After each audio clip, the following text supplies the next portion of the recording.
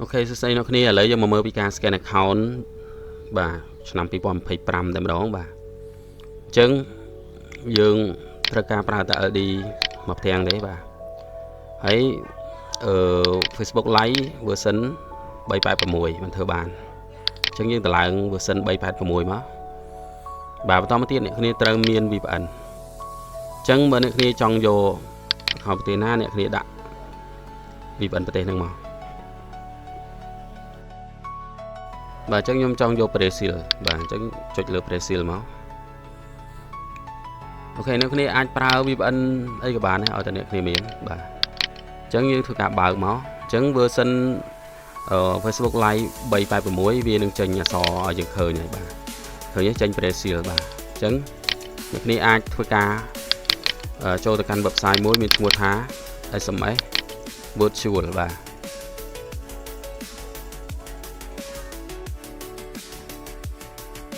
បាទអញ្ចឹង website នេះអ្នកគ្នាអាចទិញលេខតម្លៃចាប់ពី1សេនទៅបាទអូខេ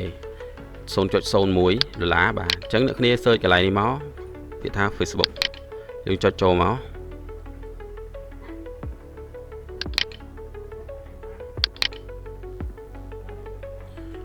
បាទបន្តមកទៀតអ្នកគ្នាធ្វើការវាយកន្លែង country នេះដាក់ថា Brazil បាទរួចអ្នកគ្នាអាចបញ្ជាទិញចាប់ពីតម្លៃ 0.03 បាទអញ្ចឹងយើងចុចកន្លែង custom តម្លៃនេះមកយើងអាចជ្រើសរើសតម្លៃផ្សេងទៀតបាទឥឡូវខ្ញុំធ្វើការទិញតម្លៃដែលធូរថ្លៃអញ្ចឹង3សេនវាធូរថ្លៃមែនតើបើប្រៀបធៀបជាមួយ website ផ្សេងគឺថោកជាងគេមែនតើបាទអញ្ចឹងវាមកហើយបាទអានេះចាស់ទេអូខេអញ្ចឹងយើងធ្វើការ copy លេខមកធ្វើការ scan មក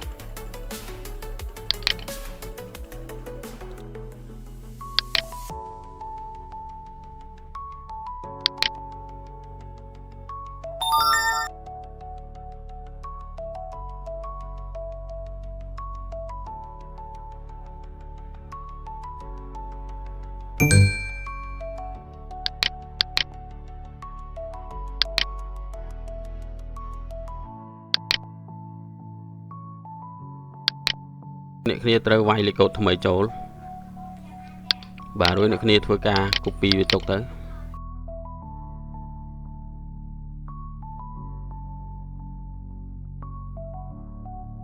អូខេអញ្ចឹងយើងចូលដល់ account ហើយអ្នកគ្នាមិនចាំចុចលឿនទេចុចមួយមកបាទអញ្ចឹងអ្នកគ្នាចុចនេះអូខេមកបាទអញ្ចឹងកន្លែង add email នេះអ្នកគ្នាកំតន់ធ្វើអីទាំងអស់បាទរួចយើងcopy លេខកូដយើងទុកសិនប្រយ័ត្នភ្លេចបាទ copy ហើយអ្នកគ្នាចូលទៅតម្លើង Firefox Live មួយមក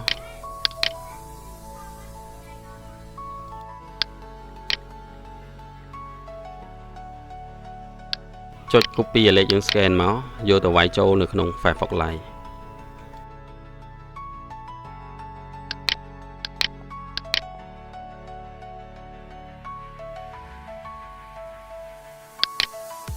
បាទអញ្ចឹងឥឡូវនេះយើងដាក់លេខដែលយើង scan ហើយខាងក្រោមយើងដាក់ password របស់យើង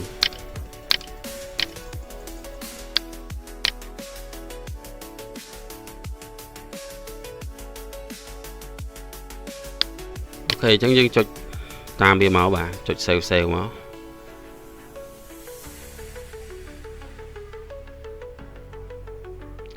បាទអញ្ចឹងអ្នកគ្នាចុច track 3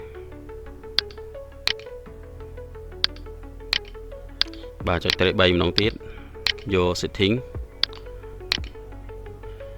បាទរួចយើងចុចកន្លែង account center បាទយើងចុច OK បាទអញ្ចឹងយើងចូលកន្លែង add email អញ្ចឹងយើងត្រូវការ add email យើងចូល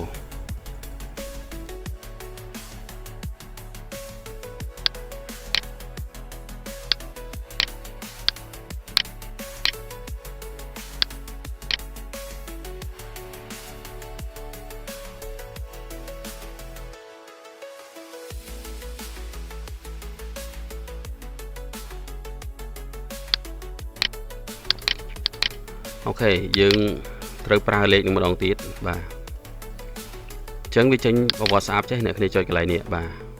ហើយវាដំណើរការលេខម្ដងទៀតយើងចុច try another way ហើយវាផ្សាយទៅ SMS វិញអញ្ចឹងវានឹងផ្សាយកូដមកតង់ទៀត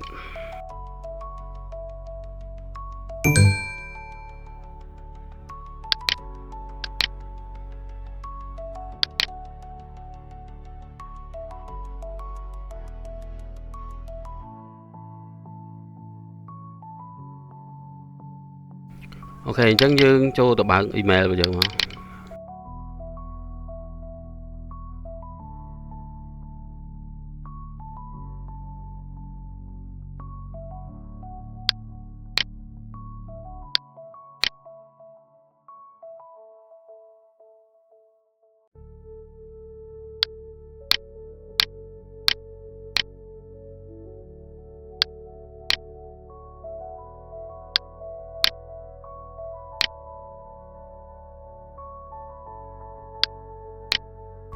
បាទអញ្ចឹងអ្នកគ្នាចាក់ mail បានហើយអ្នកគ្នាចូលមកចាក់ two factor មកចូលកន្លែងនេះមក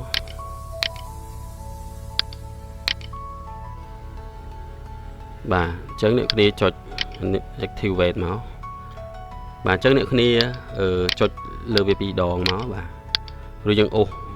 ឲ្យពេញចេះមកដើម្បី copy បាទអញ្ចឹងយើងផាសកូដ 2A ទុកសិនសេវទុកបាទអញ្ចឹងអ្នកគ្នាទៅបើកកម្មវិធី 2FA មក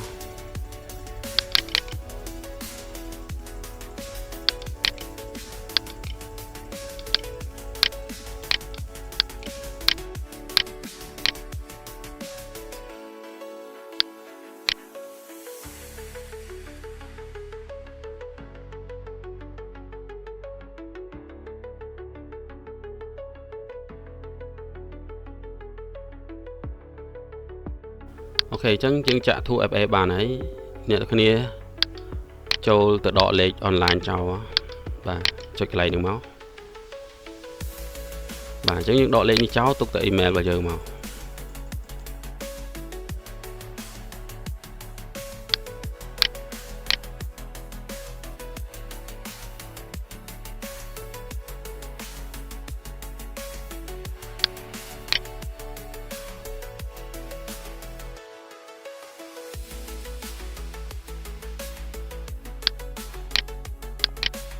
អូខេអញ្ចឹង account នៅលើ Facebook Live 386យើងនេះគឺវា full ហើយបាទអញ្ចឹងយើងបើកមកបាទយើងអាចចូលទៅ check កន្លែង mail វា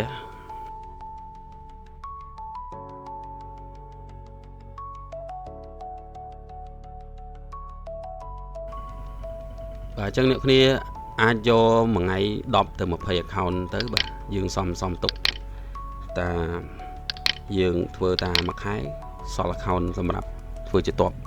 បើយើងហើយបាទអញ្ចឹង account ដែលយើងយកបានយើងអាចកែដាក់លេងនៅខ្មែរឬក៏អ្នកគ្នាចង់លេងនៅអាមេរិកកែដាក់អាមេរិកទៅបាទអូខេអញ្ចឹងយើងចូលកន្លែង setting នេះមកដើម្បីឆែកមើល mail អញ្ចឹង trick នេះគឺអាចចាក់ two factor បានដកលេខទូរស័ព្ទចោលបានបាទហើយចាក់ mail យើងបាននិយាយទៅនៅក្នុង account ហ្នឹងគឺមានតែ mail យើងទេបាទឥឡូវយើងដូរភាសាសិនចូលទៅកាន់ setting បាទអញ្ចឹងយើងចូលកន្លែង account center មកបាទ personal detail អូខេនេះយើងឃើញទេមានតែ mail យើងឯងបាទហើយកន្លែង two factor គឺបើកហើយបាទឃើញទេបាទ two factor គឺមានហើយ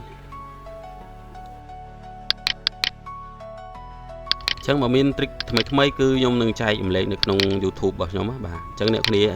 កុំភ្លេចចូលទៅ Subscribe រួចដាក់កណ្ដឹងទៅបាទដើម្បីពេលខ្ញុំផុសអីគឺវានឹង alert ប្រាប់អ្នកទាំងគ្នាហើយបាទ